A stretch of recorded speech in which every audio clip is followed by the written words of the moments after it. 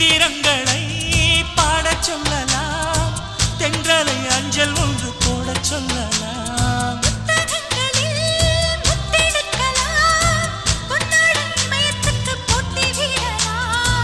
பூமிக்கு பொட்டு வைத்து பார்க்கலாம் பார்க்கலாம், பூவுக்கும் ஆடை தைத்து போடலாமா? சூரியன்